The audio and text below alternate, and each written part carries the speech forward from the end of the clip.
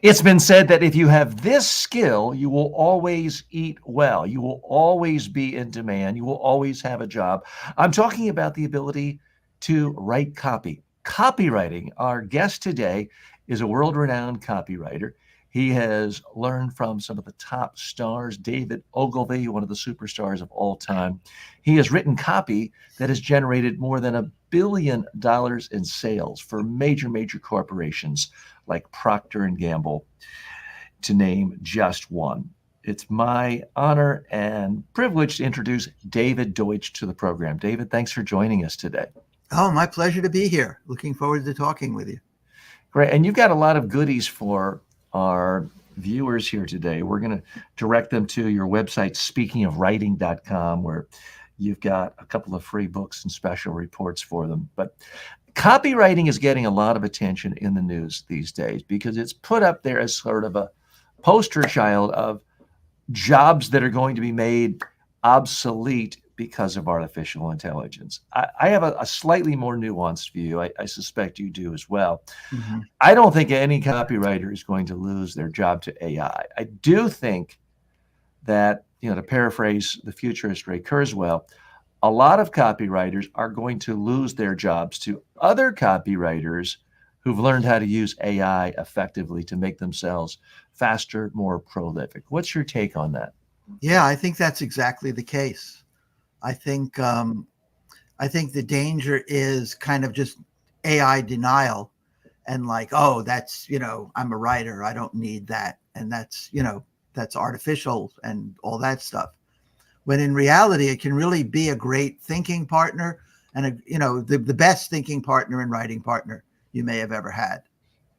So how do you currently use AI in your own craft of writing and of copywriting? And which particular programs do you use, or which applications? I use a couple of different ones. I find that's usually true of people that really seem to know AI. You ask them, oh, what do you use? I want to know what you use. And they say, well, I use all different programs for different kinds of applications. But I tend to go back and forth between Claude and ChatGPT and Perplexity? Perplexity. Yeah, I can never remember that name. And then, have fooled around with other stuff, but those are my main go-tos. Other things, of course, for specific applications, whether it's, writing music, there's music programs for that, doing other kinds of specialized tasks. I'm interested in your workflow of how you go through this process, because we have a lot of small business owners, entrepreneurs, speakers, trainers, coaches, subject matter experts who watch this show, listen to this show. And some of them use outside copywriting agencies, ad agencies. Some of them do it just themselves. Some of them may farm it out to, a family member even. Everyone has a slightly different approach.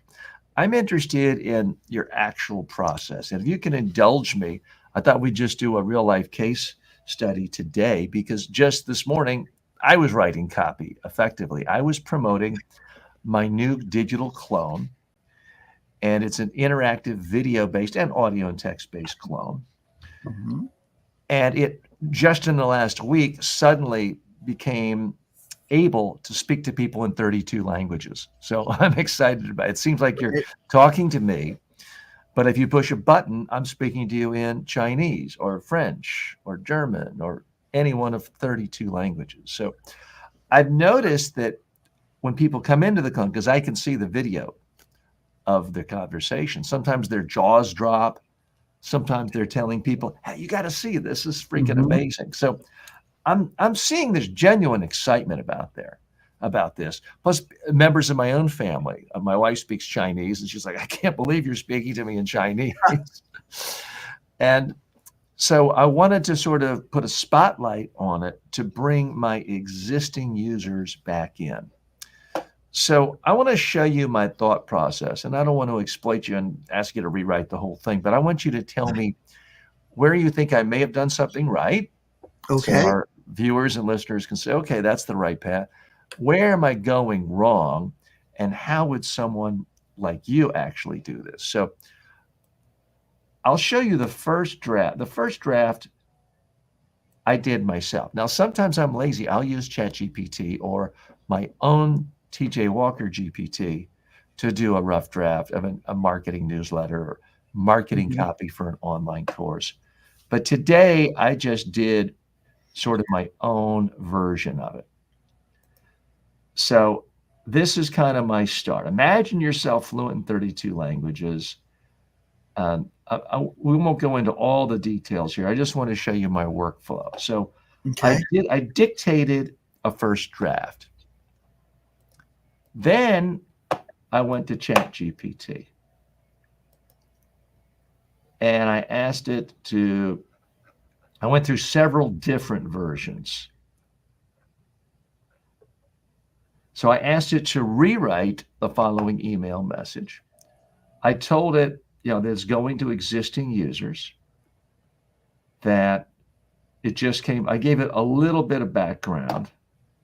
Actually, I'm sorry, I didn't. I just said rewrite the following email message Hmm. with the idea of getting existing users more excited about trying out the multi-language capabilities and wanting to get them to click it. So I'm not trying to make a direct sale. I'm not trying to get them to whip out their credit card.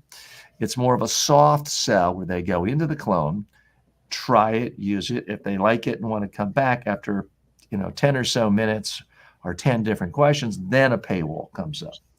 Hmm. So I then just cut and pasted my email draft. Okay. It then gave me a version. I looked at it, not that carefully, but I did see something I didn't like. I said, most of this is good, but my clone won't do that. This made it sound like it was my technology and I'm the technology. I'm simply using a platform Hmm. to do this. It's not OpenAI or Claude. It's one called Delphi. But I'm not interested in Yeah. promoting the platform. I want them to check out my clone and get them excited about cloning in general. So I asked it to rewrite it to make it sound like it's not my clone, because the headline says, uh, we've added the ability for my clone. It made it sound like it was all me. Oh, it says what my clone can now do for you. That's what the part I didn't like, because it made it sound like I was going to teach them or show them exactly how to do that. Now, in fairness, I do have, to be overly promotional here, I do have my own book on how to make a digital clone. Mm. And it's how to use a platform. And I have an online course on that. But that's not what I was promoting in this particular bit of copy. So I asked it to rewrite that. But then I said, most of this is good, but this is just a template. I want people to see that it's now available in other places. So it did another version. It still kept my clone, video clone technology. I wasn't happy with that. Hmm. So I gave it notes. It sounds like it's my technology. I'm just a guide who's a step or two ahead of others. And as you can see, probably like most people, I realize the AI is good enough to correct my spelling error. So I don't bother to correct. You can see typos in my Hmm. prompts there. So it did it again, but it still used my video clone technology. And I don't know anything about technology. I'm just aggressive at looking for the best technology to allow my clone to allow me to create a completely interactive video clone. So Hmm. I kind of stressed that. But then I thought that it lost something, because in my initial copy, I had quotes from people saying, this is freaking amazing. And because they literally said that when I was watching the video of people in my clone and they saw me speaking Arabic at one point, they turned to a friend and said, this is freaking amazing. So I'm pulling from that. I put that in my initial draft and it was kind of written out of it in the chat GPT. So I asked it to rewrite that. So I said, put in some of my original language. And I want people to really get a sense that this is a new type of communication. So it did a final version I used the final version. I still didn't really like the title. So I used the final version it gave me. And let me just pull up a moment the title that I actually used. Okay. And you might be appalled at the title because I didn't test it or anything else. But let me just pull up the title here. I just sent it. It should be in my trash because I already deleted it. Okay, so let me go to, I'll go into my clone.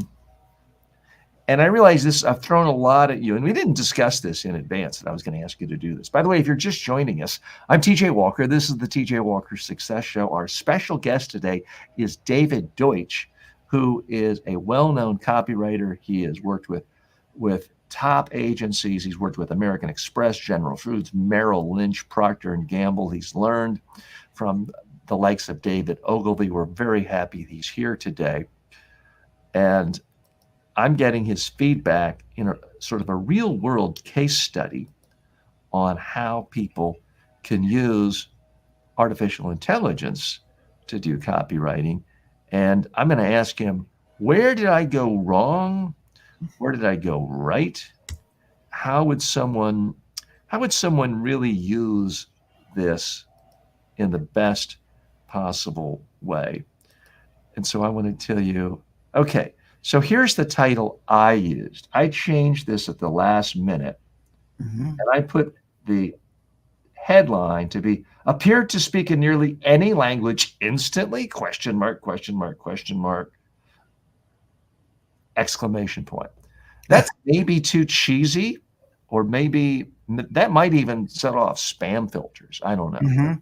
Anyway, so that is my interpretation of how someone like me, a small business owner, a content creator, a subject matter expert who does have to promote things, whether it's books, online courses, workshops, should use AI for copywriting. I came up with the first concept. I didn't just ask it to do everything.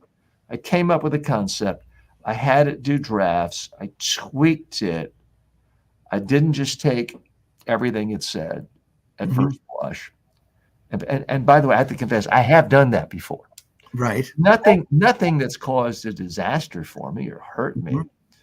But this one I wanted to get right because frankly, I do find it very exciting. And if we have time or it's relevant, I'll show you the clone speaking in different languages later today. But I wanted to get it right. So that's my concept of start with a concept, go back and forth with some program, whether it's ChatGPT, and then come up with yourself. Now, tell me, what would you have done if I had just come to you and hired you, or if I'd gone to speakingofwriting.com and gone through one of your workshops or seminars or courses? How would you have taught me to do this differently? Well, I think basically there's a step that we're kind of missing, both a copywriting step and an AI step. And, that is to really be clear on who the prospect is and what we want the prospect to do.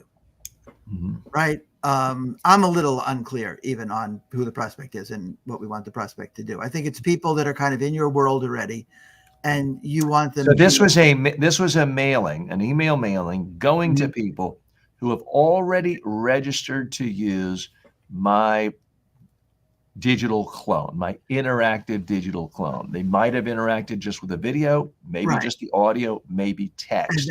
But at some point they came in either from a newsletter of mine or they were a student in one of my online communication skills or personal development courses. Right. Okay. And these are all things that the AI should know because it's helpful for the AI to know where these people came from and who they are.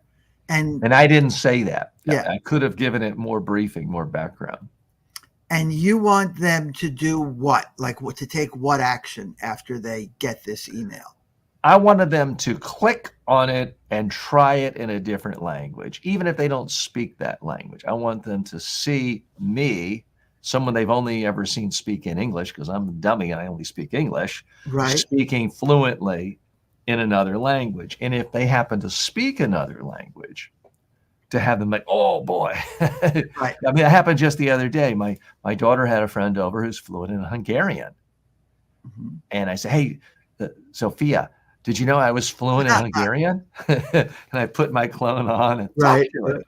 And she went, oh, she kind of laughed. She did say, oh, this was speaking a little quickly, but it was still something that caused amazement. And I thought, it's not that often in my industry, public speaking training, communication skills training, where you can really get people's jaws to drop and say, whoa, wow, that's amazing, because people feel like they've seen it all before, and this is genuinely new. So that's what I was trying to hit on that. Yeah. You know, that was good copy that you wrote just then.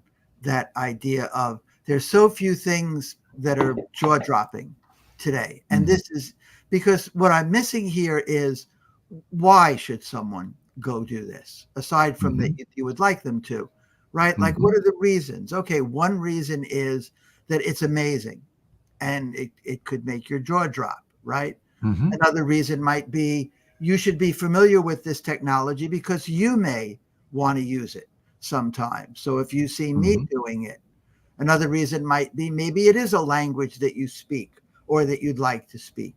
And it would be interesting or even useful to hear me speaking. Maybe you know people. Maybe they want to send it to people. Maybe you want them to send it to people that speak a language. Yeah. Another language. Oh, my friend speaks Hungarian. I'm going to send, TJ speaking in Hungarian to them. That'll be so cool because they're also in communication or whatever. So AI is really good when it has like a lot of information, right? Like, and the loop is kind of also, AI can also help you figure out what are the reasons. See, that's kind of the missing step, right? Step one is kind of, AI, help me find the avatar for this. Who is this going to exactly? Paint a picture of it, right? So now you kind of know in your head what the picture is, right? But now AI has the picture, which you can then, of course, copy and paste and use every time you want to write something to this market. Yeah. I mean, clearly I left some things out. I should have briefed the AI more on the background of the user, more reasons of why they want to do it. That does bring up, I find, a perennial question when it comes to copywriting: more versus less, long versus short. And I sometimes feel like I've wasted half my life debating this with people.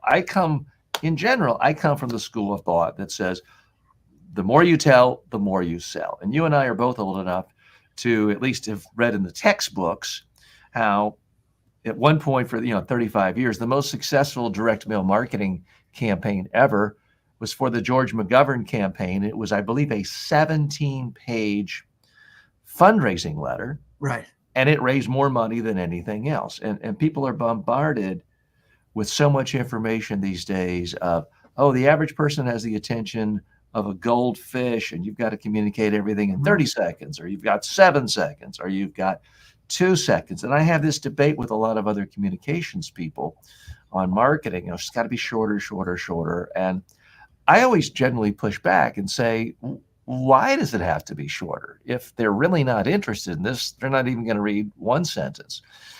How do you make your own judgment calls about length when it comes to copywriting? Well, I think the thing that's being left out of the discussion kind of is, long is great if it's interesting. Yeah. If it's boring, it's not so great. We'll read, 8 Harry Potter novels, right? We'll listen to endless. You might. I can't. I won't. But I get your point. Yeah, I might. We'll read, long books. We'll read long articles. We'll read anything if it's about ourselves, right?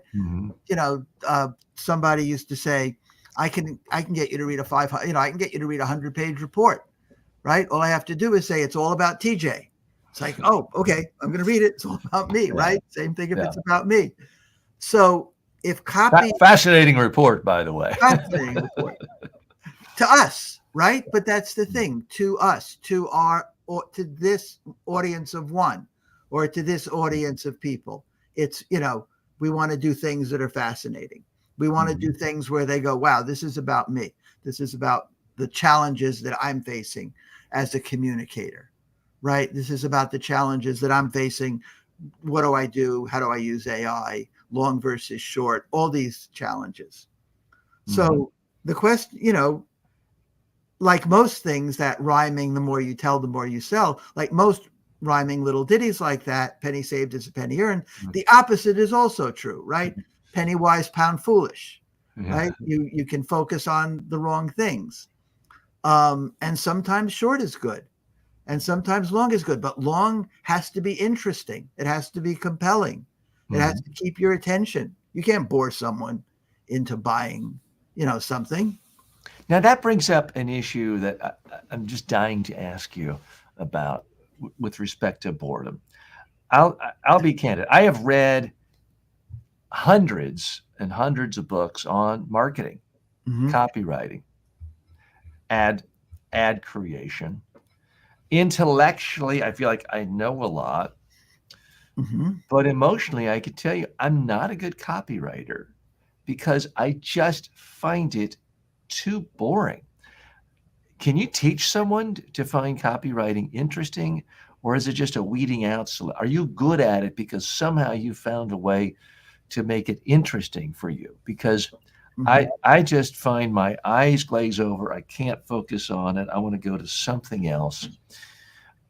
How do you deal with that issue of, you could be writing novels. In fact, a lot of ad agency people did that. David Patterson, famously, CEO of a major ad agency, said, you know what, I think I'd rather write novels, and did it. How do you maintain, after all these years, an interest, a passion for copywriting? Well, I think there's a lot of questions in there, right? One, and there's also a lot of answers to the same question. One answer is you just sit down and do it, right? A lot of copy, like writing a novel, right? That's not fun every day to go write another chapter of a novel, right? For most people, right? It's hard work. It's the same thing with writing sometimes. It's fun to be at the cocktail party saying you have written a novel. Yes. I love having written. I don't like writing, but I love having written. And, to some extent, that's one answer is copywriting. As you say, you'll never go hungry again if you know how to write copy. And a large part of copywriting is just sitting in the chair and doing it, right? That said, right, there are I think I found a connection to my own curiosity and my own, what I find interesting early on. And I was lucky to do that. And I think that's kind of what I teach people that I coach how to do, because when you do that, your copywriting gets a lot better, right? Because if you're just like right now, you're enthusiastic because you're excited about this conversation, right? And that enthusiasm. And I am, and forgive me, I'm looking away because I wanted to pull up your website. I don't want you to think I'm off looking at email right now. For those of our podcast listeners, I'm on screen and I'm looking now to my right, because I have 3 screens up, and I wanted to be respectful of our guests. So I thought I had his website up. Now I do. We're gonna show that, and well, I'll bring it up now as we speak. But continue chatting, David. So, and then for those interested, if what he says sounds interesting to you, he is graciously giving away a couple of free reports to help with improving your skills of copywriting from A to Z, plus Ideas Unlimited. And we'll show that again, but I want to bring you full screen. Forgive me for interrupting you. Go ahead. Oh, that was a good interruption. Thank you. So, to some extent, it's a matter of what I teach people, right, is getting in touch with what's interesting to you, and also getting in touch with your own inner persuader, right? Because I'm sure you're perfectly capable of persuading your partner to do things, to go to this restaurant or that restaurant, right? To go to this sometimes. movie. Yeah, sometimes, right? But when you do that, you don't sit down and go, oh, this is so boring. I got to figure out how to build persuasion. Should I start with an interesting story or a startling fact? No, you know your partner, right? And you know how to persuade them and what to talk to them about. It's the same thing with anything. It's the same thing with copywriting. It's got to come from inside. It's got to come from your own natural ability to persuade. If you were sitting across the table and talking to someone and say, hey, you got to check out this thing where it talks in different languages. It's so exciting. And you should do it because A, you're going to learn a whole lot. B, your jaw's going to drop and it'll be really cool. And you'll be able to send it to your friends and you could use it, right? You're going to be able to, use it for yourself. But we sit down to write and we're kind of like, you should go visit this is very interesting, because we're bored. We're not in touch with that inner passion. So that's really the first thing, right? Is to get in touch with that. And maybe that means dictating instead of writing. Because as soon as we pick up a pen, as soon as we sit in front of a computer, we get into a whole different mindset of, okay, I'm copywriting now. I do find it's easier for me and I get a better result if the first draft is dictation. Part of it is, even though I took typing in junior high school and high school, I never learned how to type. I peaked at 23 words a minute. Right. I also do a lot of misspellings. And as I'm sure you stress to all of your students, the more your copywriting sounds like the human language speaking and conversational and less structured with long sentences, the better. So I find it's just better to dictate the first draft. This morning, for whatever reason, I didn't. I did type it out with that copy, but typically I do try to dictate it first. And quick comments from Dr. Sunny is joining us today. Have you already touched on the impact of AI on copywriting? Well, Sunny, we are talking about that now, but you have any additional questions for our guest, David Deutsch, let us know. And by the way, if anyone wants to come on live and join us, you can do so on StreamYard. We'll post that. We'll post the link to that shortly if it's not on the site you're looking on now. David, how do you teach people now what you do? Is it primarily through your books? Is it your online courses? Is it in-person workshops or seminars? What is the primary mode of training that you like the most and that your clients and customers like? Yeah, I work with people in a variety of ways, right? I work with people, through my training courses, through my copywriting training, my training in creativity, coming up with ideas, which are training courses. Also, I have a group coaching where we get together twice a month and we go through copy, kind of like we're doing with your copy in a certain way, going through it, how to make it better. How can we improve this headline? What is it? A lot of times it's strategic questions, right? Like we're talking about, like, okay, what are the reasons people would buy the product? What are the reasons people would call you for an appointment? What are the reasons people would go see your AI clone speaking in different languages? So there's the group coaching, and then there's one-on-one coaching where I just work with people either once a week or a couple times a month. And we, to improve their marketing, improve their copywriting. Some of those people are copywriters, want to be, more successful. Some of them are business owners that write their own copy, which I think is a huge strategic. If you're a business owner and can write your own copy, you have a huge strategic advantage, because first of all, you don't have to deal with finding and paying copywriters and trying to explain your business to them and get them to write great copy for you, which is a lot of work, right? Even good copywriters. Let me ask you, what percentage of business owners can't write their own copy? Presumably, if they're an owner of a business and they have built up enough to sustain even a one-person business, they are used to expressing themselves, their ideas, right? Whether it's one-on-one conversations with clients and prospects. Isn't that a transferable skill to turn it into text, which is whether it's then turned into a radio ad or a TV ad? How much of it is just they tell themselves, I'm not a copywriter, or they tell themselves, I'm not creative type? Yeah, no, I think a lot. Or is it just a completely different skill that doesn't necessarily overlap? Yeah, no, I think a lot of it is that, right? People, if you're running a company, you've been selling your product, right, one-on-one for a long time. You've been writing about your product. You've been sending out emails. I think a lot of it is the mindset of that copywriting is this foreign thing that I don't know how to do, or I'm not good at, or, whatever whatever that is that's keeping them from accessing their inner persuader, which is Mhm. perfectly capable of writing copy, just like it would be Yeah, perfectly capable of selling someone one-to-one across the table. yeah. Now, I hate to sound like a walking cliche, but I know you've heard the expression, "The cobbler's children wear no shoes." I constantly find people in the PR business, for example, are the worst at doing PR for themselves. Sure. Let's just do a test here. Walk us through your website and tell us exactly how you came up with the copy for your own website. You talk about something a lot of people, the American Dairy Association, milk does a body good. The results were bad. Got milk is obviously something that people remember. Disclosure, I've done a lot of work with the American Dairy Association and different places in New York.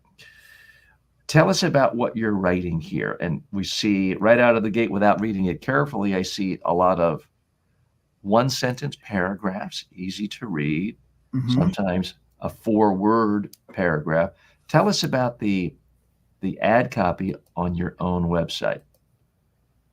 Well, I think it's kind of what we've been talking about, right? Like what interests, what's interesting to me, right? Interesting to me is that got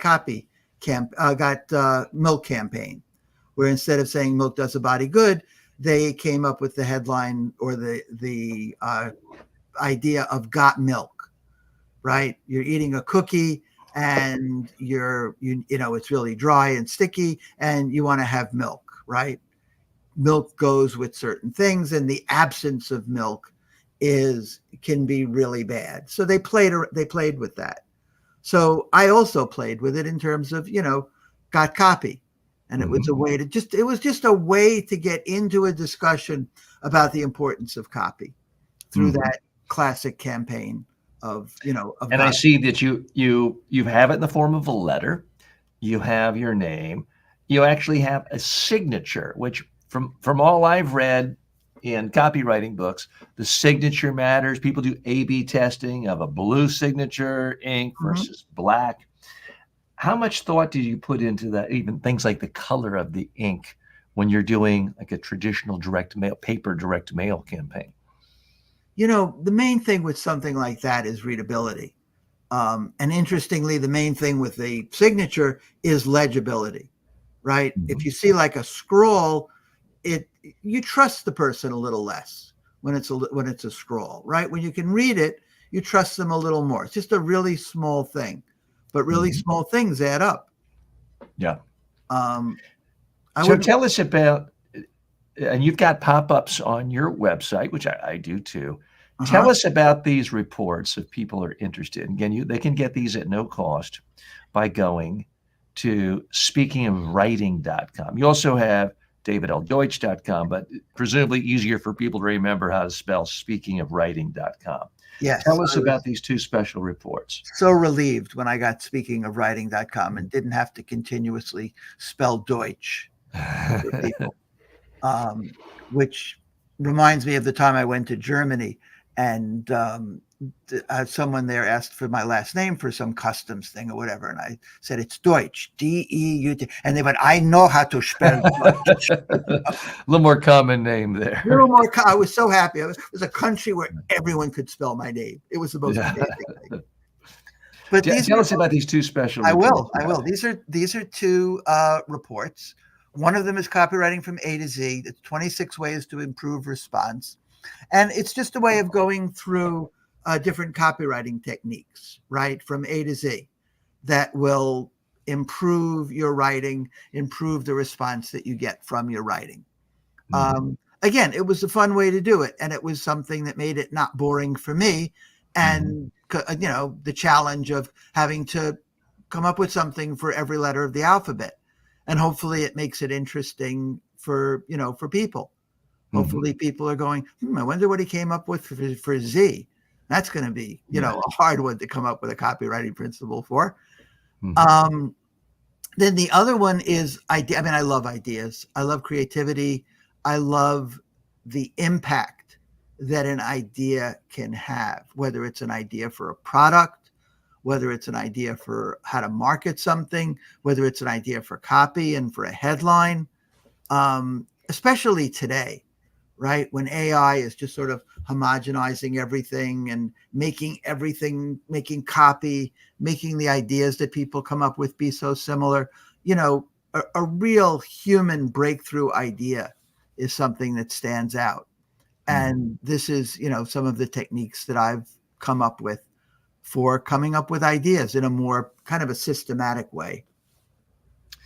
I want to go into more depth in that in just a moment. But while we're on your products page, you've got the A-list copywriting secrets. Right. You have your inner circle. This is a mastermind group. Yeah, it's a mastermind group. It's kind of a group coaching kind of a thing. If people wanted to coach with me, wanted me to coach them one-on-one, it's, like thousands of dollars an hour. But for $97 a month, you can be part of this group and, have the chance to have me work with you one-on-one and have your And then you also have Idea Power. Is this an online video course or what is this? Yeah, it's basically an online video, although there is an offline workbook, which is a big part of it. And it's basically a systematic way of coming up with ideas, because I think the problem people have with ideas is they kind of go, oh, I need an idea. What in the universe would be a good idea that I can think of? And this is kind of a way of just kind of using a series of questions, kind of like the same way AI uses prompts, right? To prompt you for coming up with ideas, right? Like the I mean, that's really where I wanted to go is how much do you find yourself using AI as a source of ideas? Because I do find that if you retain your editor's hat, it's fantastic for just generating ideas at a very high volume. And I have my own GPT as well, where I've uploaded, gone to OpenAI, set up an account, created my own GPT with all my books and online training and stuff.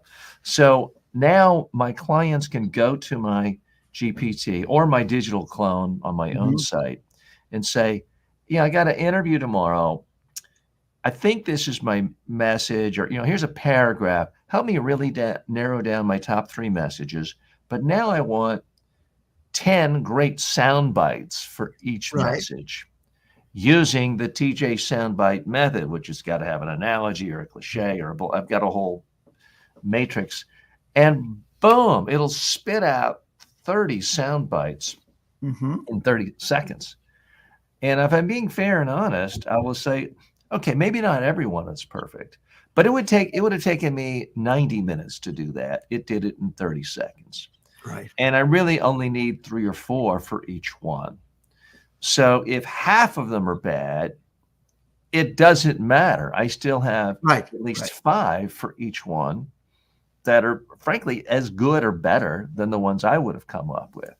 But you see, that's where an important skill comes in, which is discrimination, which is the ability to tell which ones are good and which ones are bad. Yes. And that's why skill is such an important factor.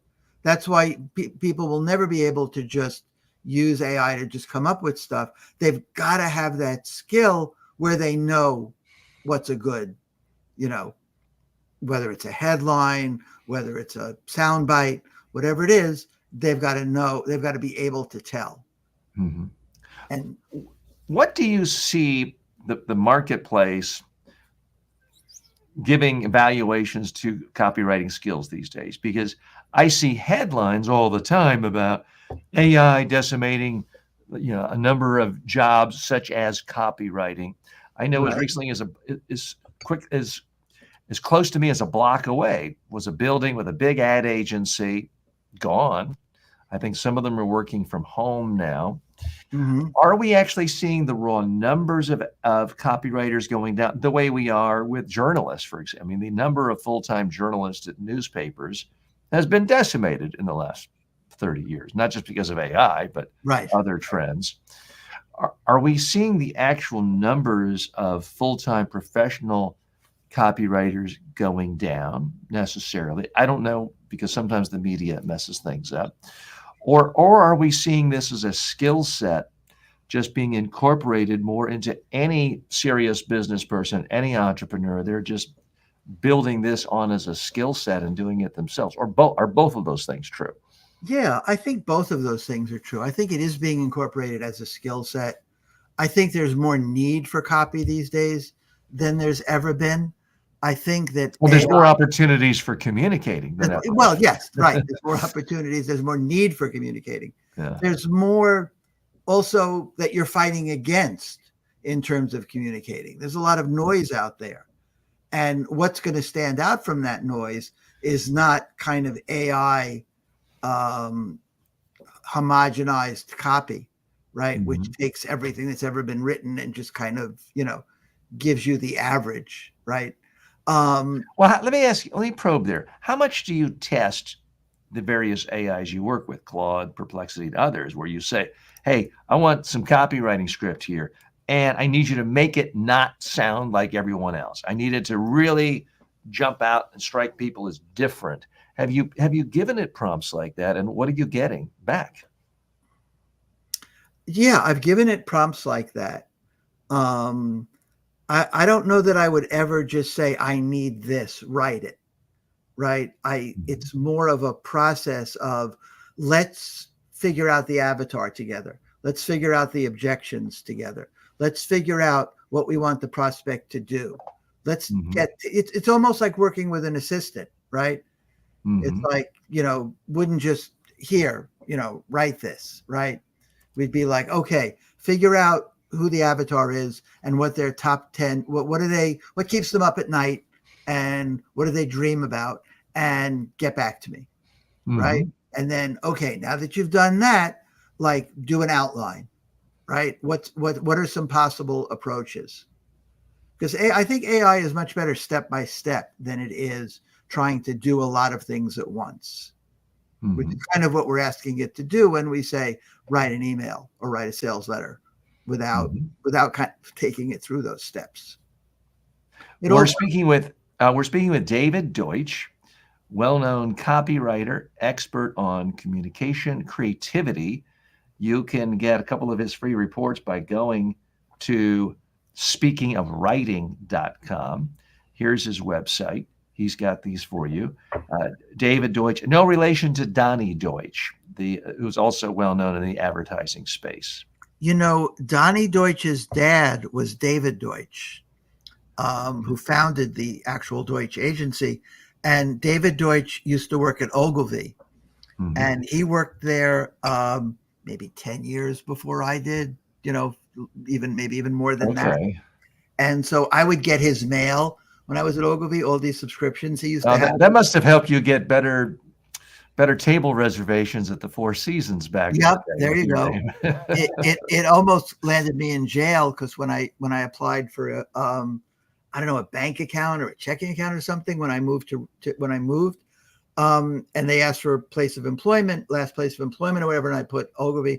They said, we checked with Ogilvy, and it's, you said you worked there like last year. They say you haven't worked there for 15 years, for the past 15 years. Like, oh yeah, that's the wrong David Deutsch. Uh, Um, that's interesting. there's also the physicist, David Deutsch. Yes, that showed up in my search for you today too. Oh yeah, yeah. Trying to do a little research. Here's the thing that keeps me awake at night sometimes, and you're in at least a similar adjacent space to where I am, and that is the power of AI and generative AI to start churning out so much content, not just text and spam emails, but Mhm, video, audio content. We're not there yet, but there are predictions that we're not that far away, whether it's 6 mhm. months or 18 months or 3 years, when if every single business and every single creator can push a button and all of a sudden 10,000 new videos come out every day, Right. we all get lost in the shuffle. Now, I've been successful in part because I've been a prolific online course creator. I have 250 online courses. Most of them don't do well, but there's enough of that do that pay for all the losses. But if we're at a point where someone can push a button and publish 1,000 new courses a day, I'm going to get lost. Everyone else is going to get lost. If everyone's email is completely overrun Mhm. with great copy, from products they actually like and want to hear from. How does any one message cut through when the power of AI is going to make it cost essentially zero to Mhm. put out copy in text, in audio, in video, in entertaining video? You mentioned Harry Potter. If someone who just self-publishes a book can have something that has got the entertainment value of Harry Potter, it's a 5-minute video ad, and they can be putting out 10 of those every hour. How do we all not get lost in the clutter? Yeah. I think the question is, first of all, what will the quality of it be? Right? I think AI is a long way from writing from something from a Harry Potter, or even creating an ad that has the human power of I mean, who do you think of as having a lot of power, whether it's a kind of an Alex Hormozy or a Gary Vaynerchuk or someone like that, right? Those are things that AI is not easily going to be able to reproduce now or ever. So part of it is your personality and your Mhm. brand and people's trust in you. And part of it is the humanness of your Mhm. copywriting, right? Mhm. If your writing stands out the way Gary Halbert's writing used to stand Mhm. out, or the way Dan Kennedy's writing stands out, or the way Ogilvy's writing stands out, um, it's going to be relatively easy to then stand out in because a lot of what's coming out there is kind of mediocre. You know, we Mhm. talk about a lot of copywriters losing their jobs. Yeah, mediocre copywriters are losing their jobs because AI is getting okay at writing mediocre copy. Mhm. Um, but there aren't that many people that can write really great copy that kind of, stands out from that Yeah. mass. And standing out is more important than ever. I guess the fascinating thing, but also the scary thing is how quickly AI is getting better and better at everything it's doing. I mean, I started doing clones 5 months ago, Mhm. and it was pretty awful and rough back then. It would mess up things and it would look weird. Mhm. It gets better every day. 2 weeks ago, all of a sudden, you could call my clone and it could speak to you in any language. A week ago, you can do a video call and it can speak in any language. It, Mhm. it seems to be getting better and better every day. And you mentioned Alex Hormozy and Gary Vaynerchuk, two people pretty well known to a lot of this audience. I consume a fair amount of content from both of them. I think I bought every Gary Vaynerchuk book. He's definitely inspirational and talented. But Mhm. there's a part of me that wonders, are we that far off from me being able to talk to a chat GPT or a Claude or a stable one of the Dali and say, create me a character that's kind of like a cross between Gary Vaynerchuk and Alex Hormozy, have him use the F bomb every now and then, have him say outrageous things, Right, right. have him scream and curse, and have him do this, this, and this. I'm not so sure that we're that far away from an AI being able to create a persona that might generate just as big of an audience. Well, I don't know that the next iteration of that kind of is another Alex Hormozy who's outrageous and cursed. He's Uh, kind of done that, right? yeah. Um, Maybe it's a more human. Like when I was just listening to you talking, right? It was very sincere and it was very from your heart and it was very not the sort of thing you see from AI.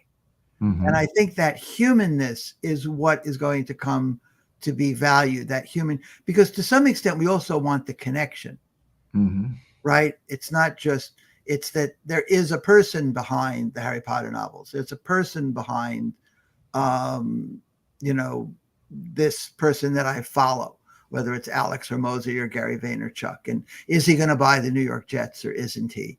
And feeling like you know him and seeing him even Uh, at events. So I think that humanness is what's because and you're also your experiences that you've mhm. had. I imagine that when you talk about experiences that you've had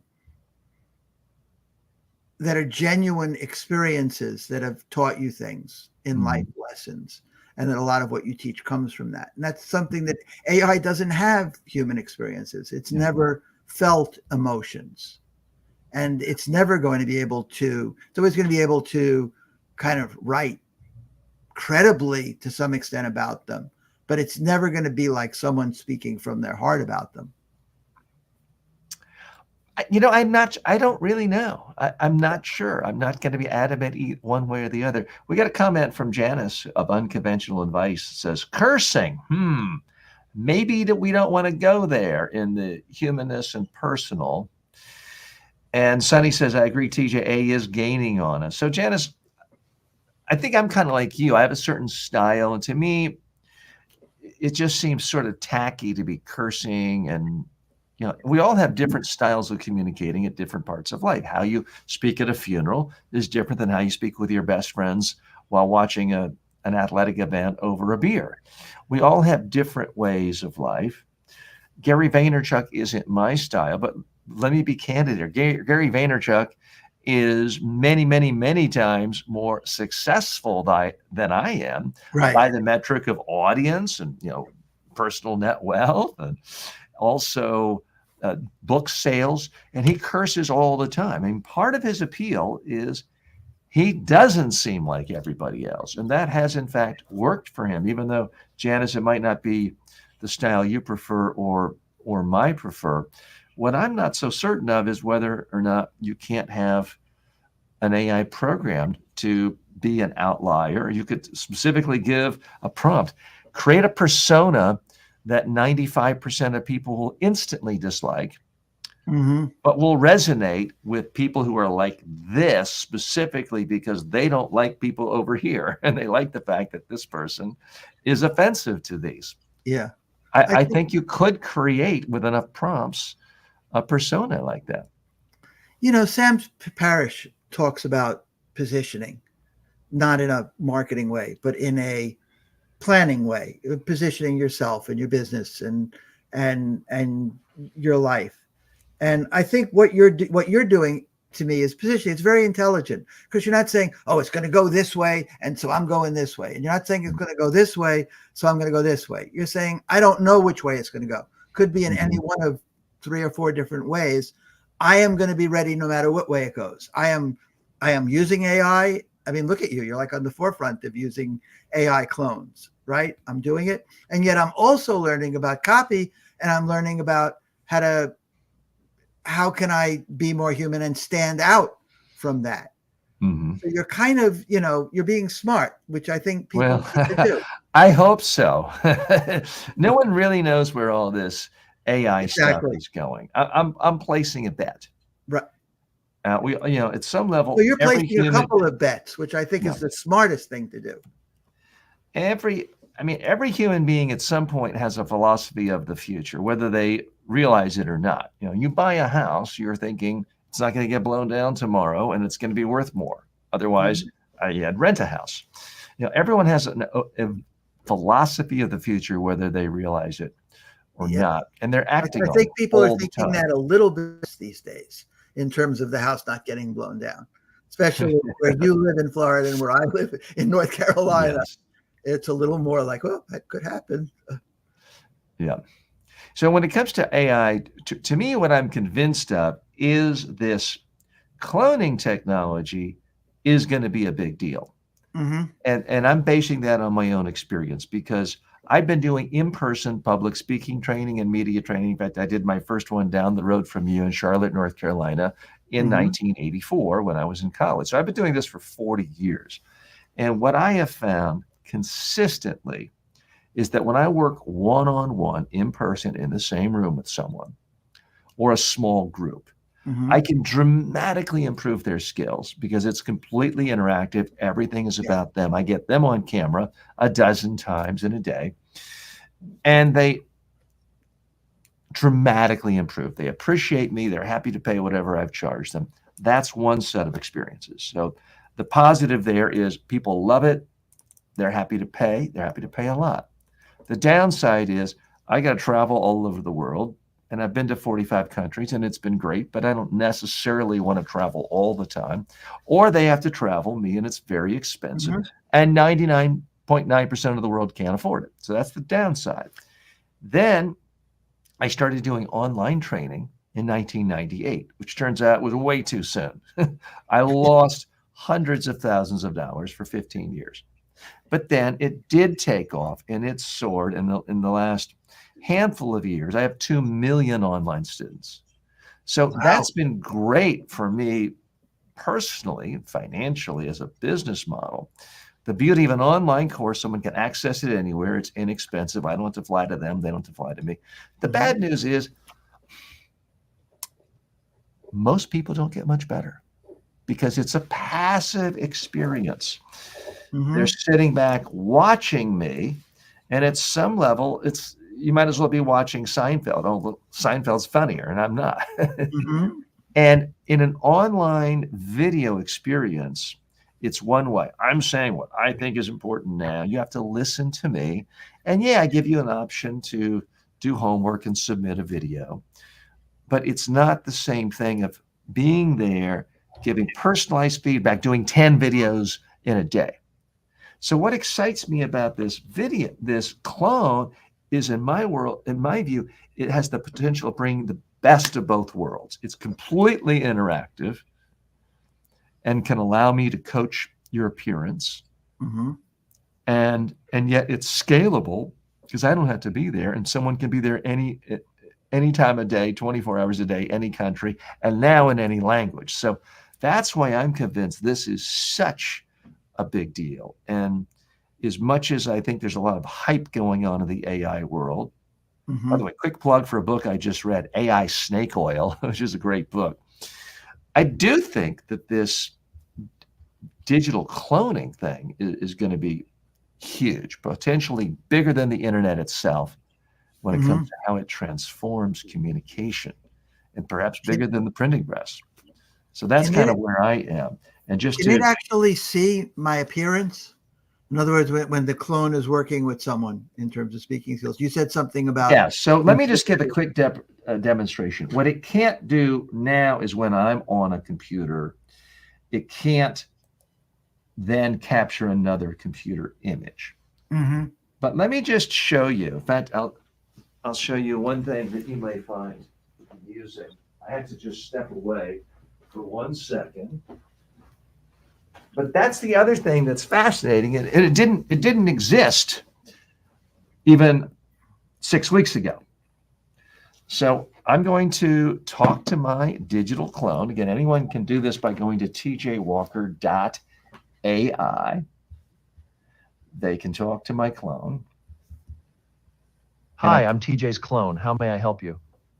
Hi, TJ. I'm about to go on CNBC to promote my digital clone. I'm very excited about it. I'm talking to a business audience. I'll be doing it remotely. So I'm just wondering if you can give me feedback on what I'm wearing. What do you see me wearing? And should I change anything about my appearance for my TV interview? I see you're wearing a suit and a cap, sitting in a room with a cozy, colorful vibe. The suit gives you a professional look, which is great for a TV interview. However, the cap might be a bit too casual depending on the formality of the show. So that's what I find. That's kind of what blows. Obviously, I wouldn't wear a cap in real life, but it's able to give feedback. It's not just processing everything into a word. Yeah, that's amazing. That's really amazing. I mean, that's something everyone should be checking out in terms of, how to use it for their business. Because as you say, it's just going to keep getting better. Yeah. And I think we're going to get to the point where anybody who currently has a LinkedIn page or a website is going to have a digital clone. The only question is, are they going to be cutting edge early? Are they going to do it when everyone else does? Or are they going to be late to the game? And you and I are old enough to remember that there was a time around 1994, 95, 96, where if you were a business and you announced you had a website, you could sometimes get a front page story in the New York Times business section or Barron's.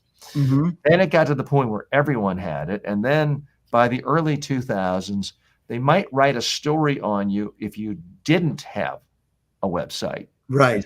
as a sign of how slow and behind the time. You didn't get any credit for having a website, but you got mocked and ridiculed for not having one. I think that's where we're going to be with respect to clones. We've had a few more comments come in. Sunny says, well, I'm one of them. Oh, Janice says she doesn't want to see me start cursing. Well, I don't for a couple of reasons. It's just not my style when I'm doing things of a public nature. Have I ever said a curse word in private with family or friends? Well, I'll let you ask them about that. Sunny says, I'd love to see a prompt that allows two clones to have a conversation with each other. I have done that.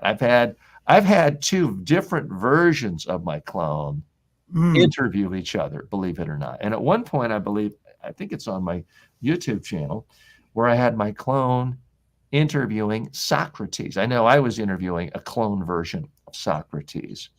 So I don't think we're far off from that.